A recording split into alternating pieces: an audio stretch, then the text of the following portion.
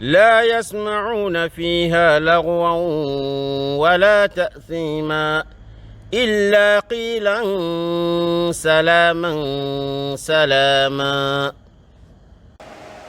الحمد لله رب العالمين، والصلاة والسلام على أشرف الأنبياء والمرسلين محمد بن عبد الله وعلى آله وصحبه أجمعين، وبعد.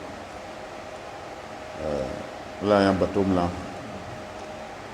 hami jara la ka hinana ka mbela jen la ta ka bo fe on venna bina antoro an dina la ka antoro an farkura ka anta ka mama ala mokera ka hina anga safirula ala mokera ka wadi jando anu che ala mokera ka me du guru ka ala batura ala ka jen sorora ala mo latira ayen comme wadi jante. Je ne sais pas si les questions des mamans sont prêtes. Sinon, on va prendre les questions des hommes, Inch'Allah. Bismillah.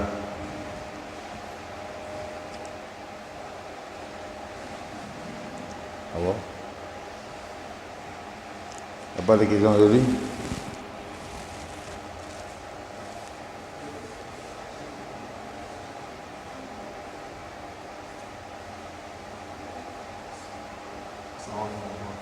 Comme ça.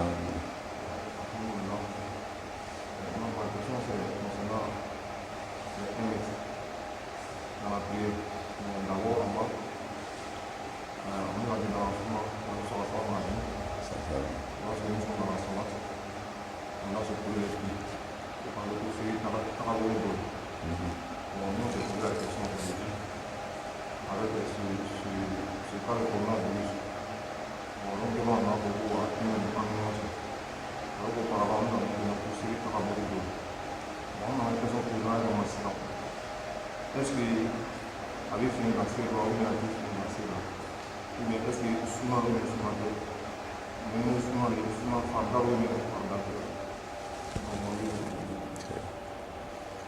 J'espère que Ningani, on a fait plus de 17 minutes dans la réponse. Il y a un groupe de WhatsApp de la mosquée. Et aussi, on a fait ça même en direct. Mais néanmoins, comme une question posée là, on va essayer de donner un bref temps par rapport à ça. Effectivement, comme il l'a dit, c'est une préoccupation des musulmans. Ce que nous savons, c'est que l'islam demande qu'on soit collé et serré même. Le Coran parle de Saf et Dieu même a dédié une sourate pour ça, sourate au Saf, la sourate des rangs. Et il a dit que les anges sont en rang devant Allah. C'est pour cela qu'il y a un hadith qui dit, le brode, vous ne voulez pas être droit comme les anges le font devant Allah. Il y a beaucoup d'hadiths que le prophète a dit, sallam, et des hadiths authentiques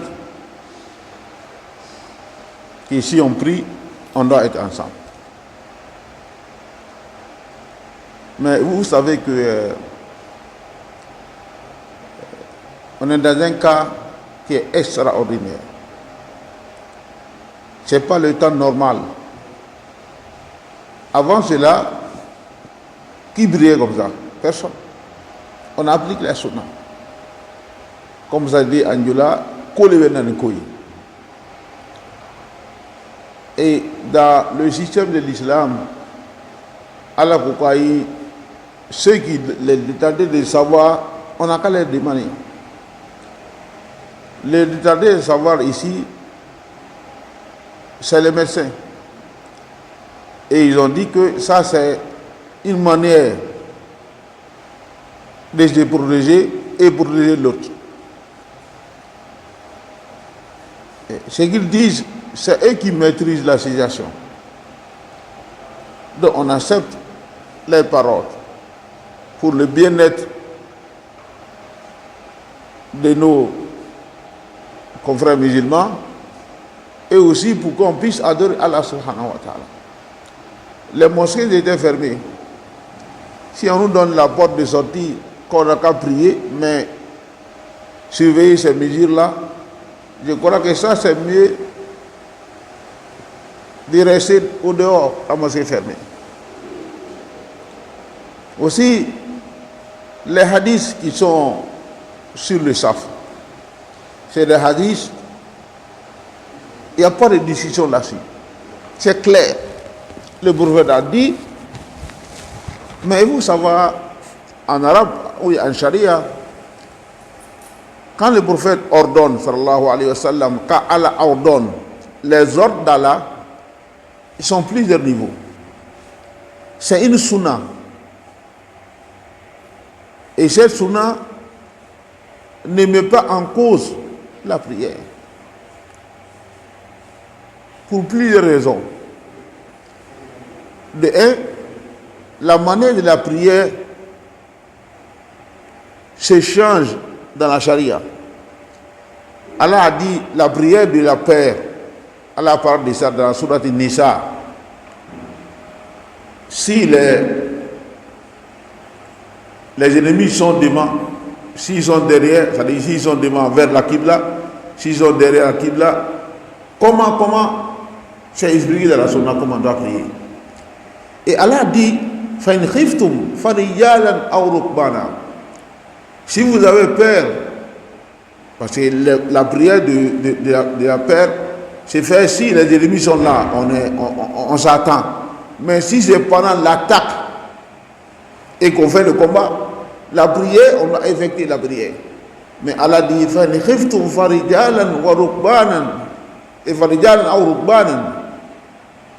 Si la peur est là et vous ne pouvez pas faire le ça, vous priez comme ça, en train de courir sur les montures et en train de marcher. Mais pour celui qui est sur monture, on va parler de ça. Souvent même qui n'est pas en direction de Qibla, mais il est demandé de prier.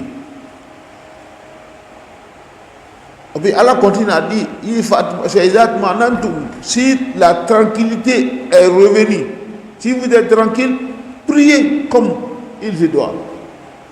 On est dans une période de la peur, une période que chacun doit se méfier. Donc, ce n'est pas un temps normal. C'est pour cela on a accepté qu'on prie comme ça. Et il n'y a pas un savant qui dit que si on n'adresse pas les rangs par rapport à ça, pour la prière est nulle. Ce n'est pas possible.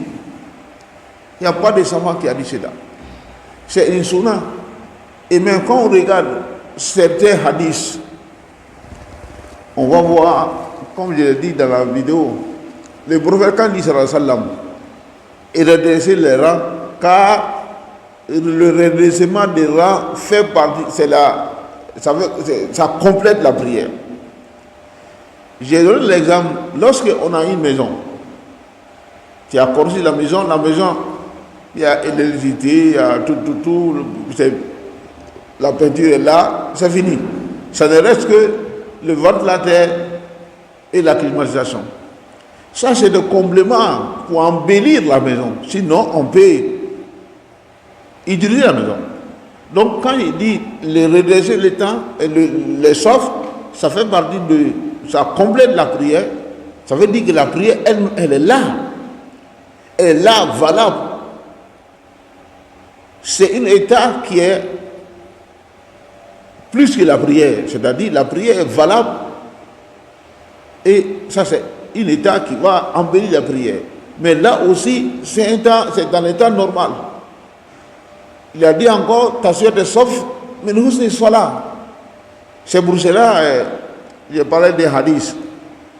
Anas qui était radiallahu anhu, qui était avec le prophète tout le temps.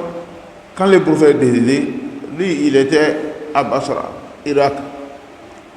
Il est venu une fois pour visiter Médine. Et quand il était à Médine, les Médinois ont dit: ah, Anas, le temps que tu as vécu avec nous, qu'est-ce que tu nous reproches? Il dit: je vous reproche le saf, c'est-à-dire le rang. C'est-à-dire vous ne faites pas le rang comme nous on le faisait au temps du prophète alayhi salatu wassalam. Ici, là, Anas dit, c'est ça il les reproche. Tout d'abord, Anas il n'a pas refusé de prier avec eux. De deux, Anas n'a pas fait la remarque de lui-même. Il a attendu, les gens lui ont posé la question. Et Anas, il priait avec eux, malgré qu'il a cette remarque. Donc ça montre que la prière était valable. Le changement de l'état de la prière, ça ne met pas la prière en cause, surtout s'il y a une cause valable par rapport à ça. Quelqu'un qui vient, il rentre dans la prière. Il est venu en retard. Le rang, c'est déjà plein. Le premier, le deuxième, il n'y a personne. Lui là, il n'a pas pu tirer quelqu'un pour venir avec lui. Il n'a pas une autre personne qui est avec lui. Il est seul derrière. Il va prier. Et la majorité des savants, les trois écoles sauf Hanabila, ils disent que la prière est valable. Mais c'est lui qui est seul derrière là. Et il est dans les rangs. Donc, c'est un problème qui est très facile. Les éléments, le statut de redressement de rang en islam, ça prend la sunna. Ce n'est pas obligatoire. C'est-à-dire, quand tu dis obligatoire, ça veut dire celui qui ne fait pas, il a péché. Même si on dit que c'est obligatoire, il a ce péché-là, mais ça n'agit pas sur la prière. Donc la prière est authentique. Et j'ai fait un rappel aux frères. Les frères qui ont abandonné peut-être la mosquée par rapport à cette situation, je leur demande de revenir à la raison. Parce que prier comme ça, c'est meilleur de rester seul. Ce n'est pas un jama'a. Avec ça, nous allons avoir le mérite de jama'a. Parce qu'on le fait malgré nous-mêmes. Et dans la charia, il y a des choses qu'on fait malgré nous-mêmes. Comme la règle dit, ad-darurat tubih ma'dhurat. Quelqu'un qui a faim, il n'a rien gardé comme manger, il trouve une belle qui n'est pas égorgée, mais il va manger. S'il ne mange pas, il va mourir. Ça, c'est pire haram, c'est illicite. Mais l'islam a facilité pour qu'il fasse ça. Ce que nous faisons, ce n'est pas arrivé à cela. Dans la jurisprudence, al-haja tunazal manzat al-darura wal-karaha tazulu bi adna al-haja. Ce qui est détesté, s'il y a le besoin qui se présente, devient illicite et devient licite. Si on dit que laisser l'espace entre vous, c'est détesté par l'islam, mais il y a un besoin qui se pose, et c'est ce besoin-là qui rend ça licite. Parce que Allah a dit de demander les détenteurs de savoir si on ne connaît pas. Et ceux-là, ils ont dit que c'est comme ça, c'est comme ça, comme ça. Donc on se met. C'est plus bon de laisser la mosquée fermée. J'ai donné un exemple quand je parlais. Si on dit on ne prie pas, on a un décès. Quelqu'un qui est décédé, un musulman. On dit on ne peut pas prier sur le corps sans être... il faut laisser obligatoirement un mètre entre nous. Si on dit on ne fait pas ça, on va l'enterrer sans prier. Lequel est mieux? On n'a qu'à faire le rang comme ça, pour prier sur notre frère qui est décédé, ou bien aller l'enterrer comme ça sans prière. Faites le rang, c'est bien. Donc, son statut, c'est une sunna. Ce n'est pas obligatoire. Il y a quelques-uns des éléments, Ibn Hazm et autres, qui ont dit que c'est obligatoire. Même si on prend le cas, c'est le pire cas où on dit que c'est obligatoire, ça n'agit pas sur la prière par l'unanimité des savants. Donc, toi qui n'es pas savant, il faut rester derrière les savants. Il faut écouter les savants. Non, c'est une sunna. Mais c'est pas parce que c'est une sunna qu'on ne peut pas faire malgré nous-mêmes que tu vas laisser la mosquée. Il faut venir prier, tu vas voir les mérites. Et Allah même sait pourquoi on fait cela. On ne le fait pas parce qu'on aime ça, mais on le fait malgré nous-mêmes. Il faut que ça soit compréhensif, que Allah donne la bonne compréhension. Non.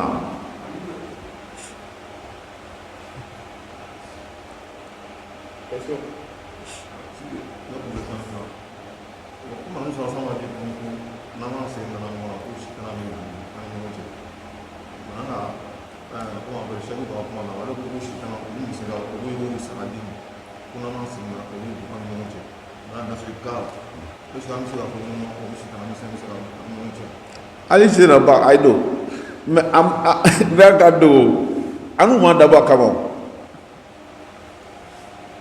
C'est-à-dire, si on a plusieurs preuves, on ne peut pas se coller à une seule preuve, laisser les autres. On regarde l'ensemble des preuves et puis on tire une leçon finale, la conséquence. Et Hadisa Keringa ka critiquer. Hadisa oube farafara nyonga ne ka critiquer. Ka sharia ka kaïda les règles de la jurisprudence. Cela même s'il ne fait pas c'est la facilité. Ni Nana, c'est la même benoise. Je te dis exemple. Quand on prie là, si c'est la prière obligatoire, Zuhur, Asr, Maghrib, tu t'assois pour prier, tu n'as rien, la prière est nulle. Quelqu'un qui vient derrière l'imam, Zuhur, Asr, Maghrib, il dit Allah Akbar, il s'assoit pour prier. La prière est nulle. Mais si le besoin est là, un homme qui est malade, mais si c'est une prière surrogatoire, tu peux même commencer ta soirée pour prier, il n'y a pas de problème. Mais il faut accepter quelque chose. Celui qui s'arrête, tu auras la moitié des mérites de celui qui est debout. Ça, c'est la condition. Mais pour une prière obligatoire, pour un homme qui peut, c'est pour cela, légitimement, quand il récite les pliés de la prière, il dit Al-Qiyam wa Al-Qudra. Être debout avec la capacité, c'est-à-dire pour celui qui peut rester debout, il est obligé de rester debout dans une prière obligatoire. Mais là, le prophète a dit, sallallahu alayhi wa sallam, salli qa'iban, fa in lam tastati, fa qa'idan, fa in lam tastati, fa ala jamb, wa fi riwaya fa musaqiyan. Il faut prier étant debout. Mais si tu n'es pas prier comme ça, il faut t'asseoir pour prier. Donc, l'islam donne la facilité là. Il faut t'asseoir pour prier. Si tu ne peux pas, il faut être sur un côté ou bien il faut être sur l'autre. Donc, c'est des facilités que l'islam donne. Il ne faut pas qu'on va te compliquer la vie. L'islam est très simple. Donc, si on a des cas, les causes de la facilitation, de la facilité en islam, l'imam Suyuti, dans un livre, Al-Ashbab wa Nazaï, il dit Asbab al-Takhfif, Fijal Islamiyya, Sab'a. Les causes, les choses qui donnent la facilité en islam au nombre de 7. Et parmi ces 7, il a cité la maladie. Même le jeûne qu'on est en train de faire là. Qui quelqu'un est malade, le Coran te dit non.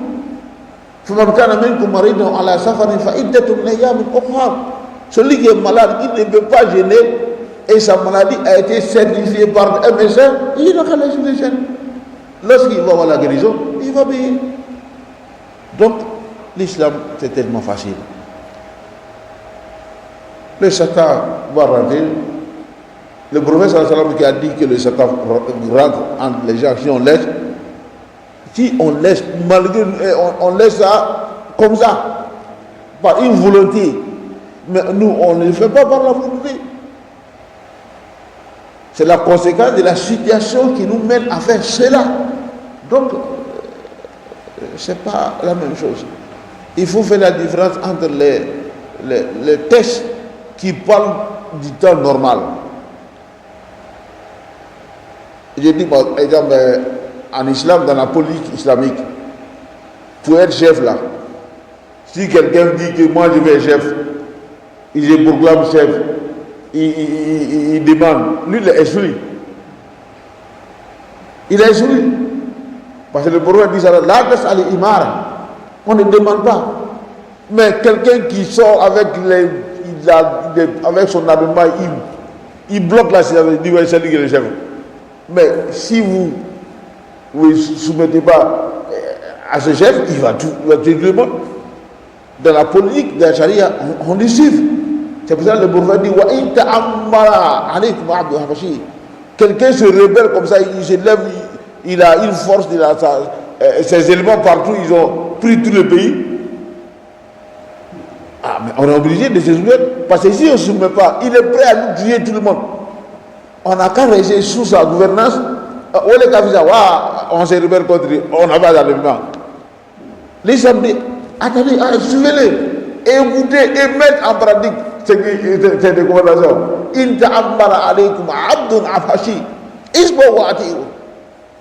Donc, les hadiths qui parlent du temps normal, les situations comme ça, c'est pas la même chose. Inch'Allah ta'ala, on demande à Allah subhanahu wa ta'ala qu'il nous dépanne contre cette pandémie et qu'il me fait à cette pandémie. Inch'Allah, on va prier comme on le faisait avant. Et Allah même sait pourquoi on fait ça. Il nous pardonne. Donc, Nalaka Noya me dit Amen Noyata. Il ne faut pas qu'on va se compliquer la chose. Exemple, la prière qu'on a en train de faire, la Tarawih et Tahajjud, non. Il y a des gens, peut-être, au Surah, au toi, tu ne me dis pas que pour Allah, on est close, il faut faire la drogue. Tu restes à la maison, toi seul. Il faut que les carats, il faut venir avec les musulmans. Tu vas prier en groupe, tu auras le mérite de la prière en groupe. Mais quand tu es seul là, souvent tu es découragé même, tu ne peux pas faire comme si tu es en groupe. Donc, on n'a qu'à demander aux frères de rentrer dans le groupe. Il ne faut pas être isolé. Le prophète dit sallallahu alayhi wa sallam, alaykum bil jama'a, et être avec le groupe. Le loup, s'il y a le groupe qu'on appelle ça, mouton, ça va là. Le loup ne peut pas venir prendre celui qui a oublié déjà de parler.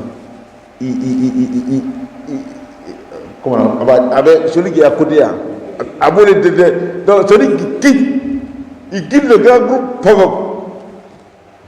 le loup va le prendre. Donc il ne faut pas être comme ça.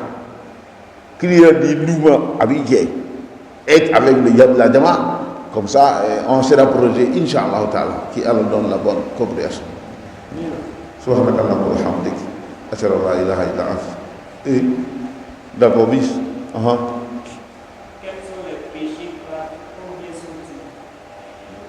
Les péchés graves sont tellement beaucoup. Il y a des éléments qui disent 70, il y a d'autres qui comptent plus que ça. On a un critère de déterminer le péché grave. Tout péché, quand Allah a parlé de ce péché, ou bien le prophète a parlé de ce péché, il a accompagné de ce péché la malédiction, ou bien la colère d'Allah, ou bien il a montré que celui qui pratique, il va entrer dans l'enfer. Si Allah dit ça, ou bien le prophète dit ça avec un péché, donc ça montre que ce péché, c'est un péché majeur. Ça, c'est le critère général. Tu vas trouver le mensonge, c'est un péché majeur. L'hypocrisie, même à un certain niveau, ça te fait sortir de l'islam. Et aussi critiquer les gens, l'alcool, désobéir aux parents, tout ça c'est des péchés majeurs. Que Allah donne la bonne compréhension. دعواهم فيها سبحانك اللهم وتحيتهم فيها سلام وآخر دعواهم أن الحمد لله رب العالمين.